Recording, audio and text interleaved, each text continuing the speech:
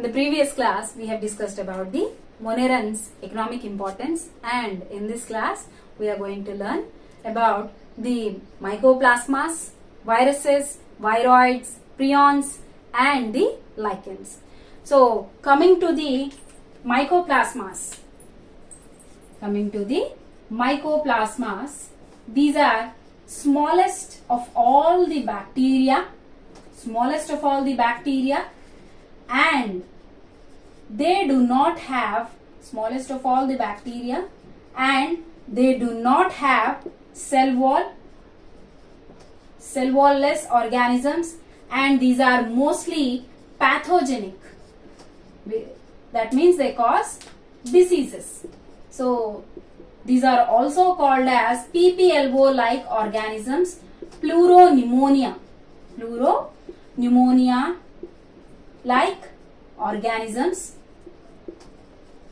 and these organisms, that means mycoplasmas, cause diseases such as witch's broom in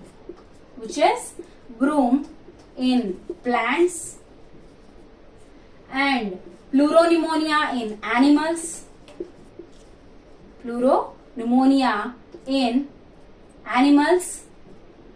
and respiratory and urinogenital tract infections in humans. Respiratory and urinogenital tract infections in humans. Okay. Now, coming to the viruses.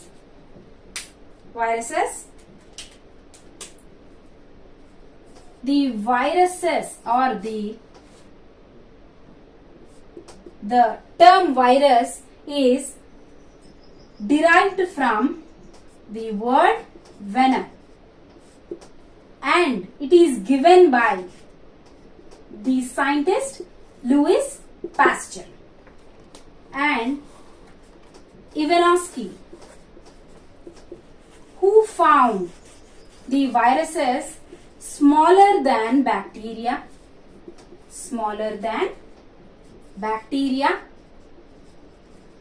and the other scientist Beijerinck,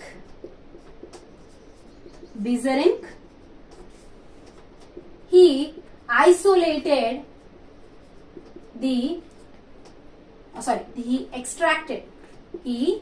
extracted fluid TMV and inserted or injected into healthier plant.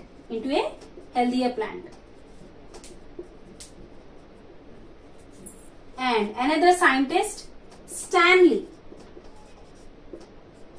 he crystallized the TMV virus. These are some of the scientists who worked on these viruses. Next, coming to the properties of viruses, these viruses are smaller than bacteria,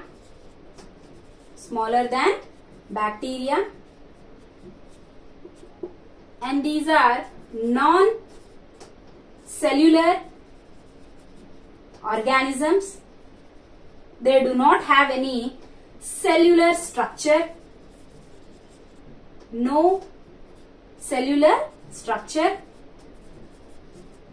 and these are obligate parasites. Viruses are obligate parasites. We have already spoken about the obligate word. Obligate means strict. So these are obligate parasites. They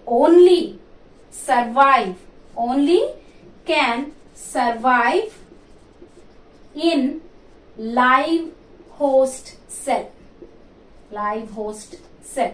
So these only survive in living host cell. They do not survive, or they cannot live outside the live host cell. Next. So these are the obligate parasites, and they consist of a capsid and genetic material. Capsid and genetic material. So the capsid is made up of protein capsomeres, and these protein capsomeres or the capsid may be helical or polyhedral. Helical. We can take the example of TMV virus for helical symmetry, and for polyhedral symmetry we can take the bacteriophage as an example, or poliovirus. So this is the polyhedral symmetry. Next, coming to the genetic material, there are viruses with RNA as a genetic material or DNA as a genetic material. So DNA as a genetic material, the viruses which are possessing or constituting the DNA as the genetic material, they can be called as DNA viruses, and the RNA viruses are called as retroviruses. And these retroviruses belong to the family Retroviridae. Okay, we have already spoken about the central dogma. So what is this central dogma? In the organisms, transcription and translation occurs for the production of proteins. So in the organisms with DNA as their genetic material, DNA transcribes RNA through a process called transcription, and it is mRNA. So mRNA translates proteins through a process called translation. And in the viruses which are possessing RNA as their genetic material, they don't need this transcription process. So because they have already mRNA in their or RNA in their body, so they reverse transcribe to develop or produce the DNA. So they reverse transcribe. Example of this reverse transcription viruses is HIV virus, which is also called as retrovirus, and this reverse transcription needs an enzyme.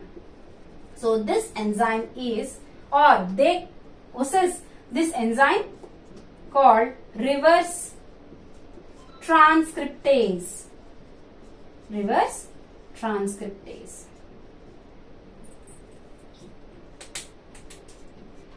And the organisms or the plant viruses, mostly single-stranded RNA viruses, and the animal viruses are mostly single-stranded DNA and double-stranded DNA viruses. Next, coming to the viroids. Third one, viroids. So these viroids are the naked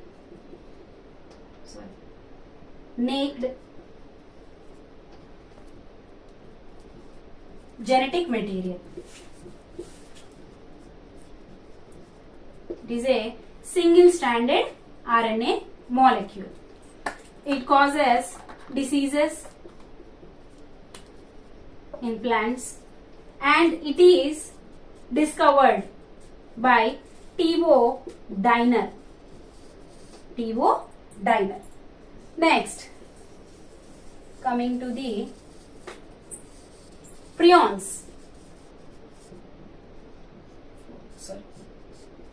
prions. These are just protein particles. These are protein particles. These causes infections. And next, coming to the fifth one, the lichens. We have already talked about the lichens. Lichen is made up of one phycobiont and one mycobiont. Phycobiont is nothing but algae and mycobiont is nothing but fungi. So algae photosynthesize and it prepares food material and it shares with the fungi, and fungi absorbs nutrition or nutrients, absorption of nutrients, and it provides shelter to the algae. Okay, so they both live in a symbiotic relationship. Symbiotic